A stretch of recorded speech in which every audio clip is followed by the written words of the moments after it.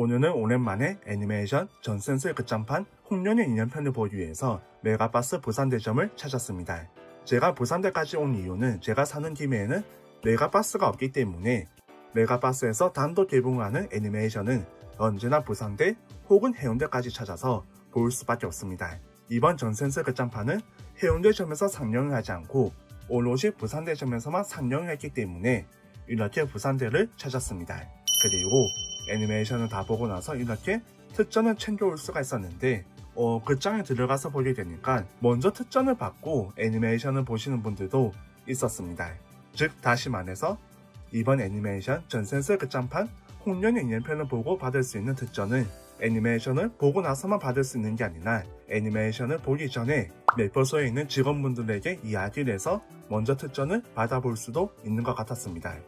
저는 먼저 말을 하지 않았기 때문에 애니메이션을 보고 나서 받았지만 혹시나 특전이 없지 않을까 걱정이 된다면 애니메이션을 보기 전에 먼저 특전을 받을 수 있는지 매표소 직원을 통해서 물어보시기 바랍니다. 어쨌든 제가 방문했던 날은 첫날이었기 때문에 일단은 애니메이션을 먼저 감상하기로 했습니다.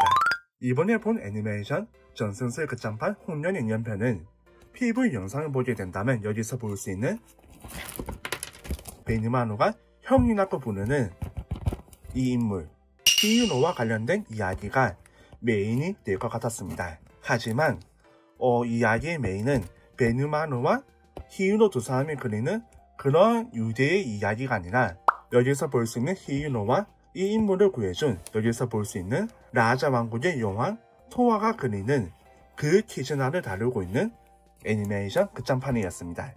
이 두 사람의 인연은 단순한 군주 관계가 아니라 훨씬 더 깊은 관계라고 말할 수가 있었는데 그렇다고 해서 연인은 아니고 차후에 시간이 지난 다음에 연인이 될 것 같은 그런 느낌도 있었지만 아직까지는 애니메이션 극장판에서는 그런 달달한 모습은 볼 수가 없었고 두 사람이 서로를 구하기 위해서 자신의 모습을 기꺼이 내놓는 모습이 아주 인상적으로 그려졌습니다. 그런 두 사람의 이야기를 그리면서 살짝 부차적으로 등장하는 게 바로 이무르와 모든 멤버들의 모습입니다.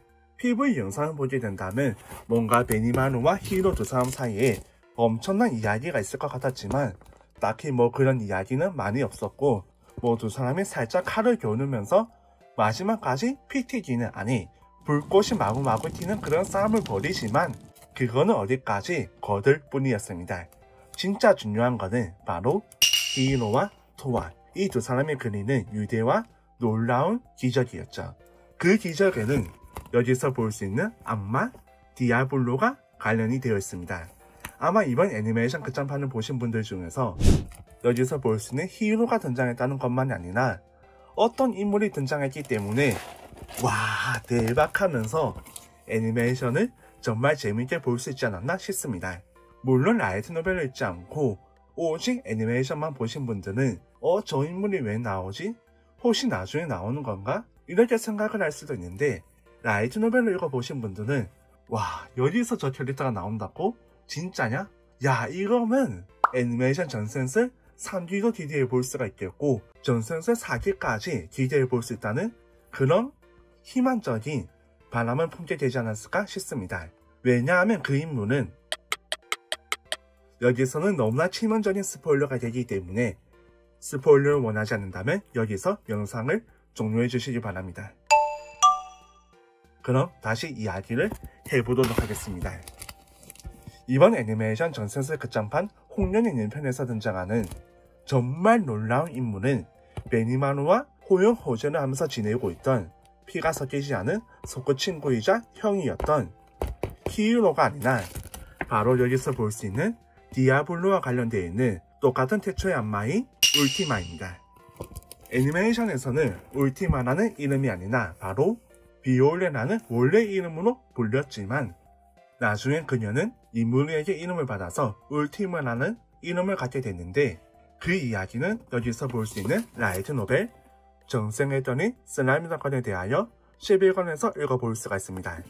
라이트 노벨 11권의 한 페이지에서 읽어볼 수 있는 울티마를 그리는 묘사는 이렇게 적혀 있습니다. 기운 넘치는 여자애 같은 분위기로 선선하듯 말한 사람은 보라색 머리에 미소녀였다. 사이드 포니테일이 잘 어울렸고 너무나 귀여웠다. 라파엘이 가르쳐준 지금도 데몬이라는 것이 의심스러울 정도였다. 사이드 포니테일. 사이드 포니테일을 하고 있는 그 미소녀가 바로 울티마였는데, 이번 애니메이션 전센스의 끝장판 홍련의 인연편에서 볼 수 있는 울티마의 모습은 그야말로 라이트 노벨을 통해서 읽어볼 수 있는 모사 그 이상으로 귀엽게 잘 그려져 있었다고 생각합니다. 전센스의 끝장판 PV를 보게 된다면 여기서 볼 수 있는 토아에게 어떤 힘을 내려준 것은, 여기서 볼 수 있는 이티아나, 힘을 내려준 인물은 여신이라고 적혀있는데, 그 여신은 사실 신기에 있는 여신이 아니라 아쿠아 같은 여신이 아니라 바로 안마, 태초의 안마 중 한 명이었던 울티마였습니다. 하지만 여신이라고 말해도 과언이 아닐 정도로 너무나 귀여운 미모를 가지고 있었고, 그야말로 여신이나 다름없는 그런 오라를 뿜어냈다고 생각합니다. 특히 그녀가 마지막에 한락을 했다고 하기보다는 그녀가 마지막에 베푸는 그 온정은 여신이었다 라는 말로 요약을 할 수 있을 것 같습니다.